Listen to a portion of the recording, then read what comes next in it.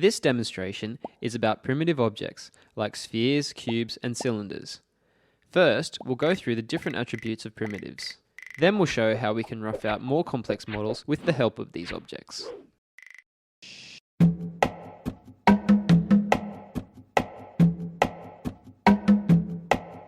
Primitives are objects that a software package can create mathematically.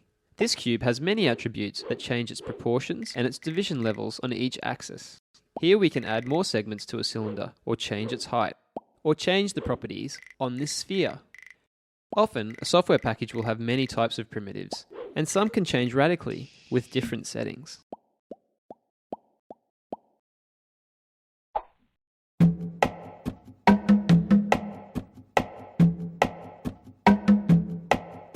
Here we can see how a collection of simple primitives can create this UFO.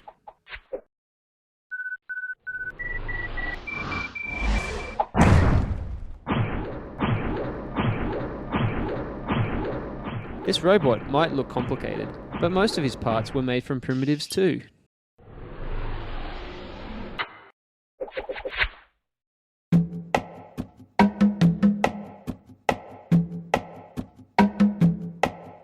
Primitives can also be used to block out organic models. Here, we'll create a thorny devil lizard. By tweaking and deforming vertices, we can sculpt a primitive into shape and form the body and tail. A new cylinder can be tapered and bent to form a leg. Another cylinder forms this claw, and we can duplicate it to form others. It's very easy to reuse repeating geometry in 3D. Here we're duplicating the front leg to form the back. We can also mirror both legs from the left to the right.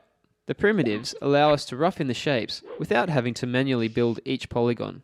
We might not think a cube is a great starting point for an eyebrow, but with a little scaling and some tweaking, it can be very useful. Eyes are easy to create from spheres, and eyelids can be spheres with half their polygons deleted. It's not always this easy, but we can see how primitives can quickly rough out a model. With only minor changes to each primitive, the blocking of this model can occur quite quickly. Here, we're adding the details, the thorns on his back. But remember, the blocking is only the beginning. Later, we will use a variety of tools to combine and weld all the pieces into one organic shape. This can take some time to do. A model like this can take from half a day to more than a week to model depending on experience. Once our final mesh is complete, a subdivision smooth is added to round off the model. And here is the completed model, with rendering and shadows.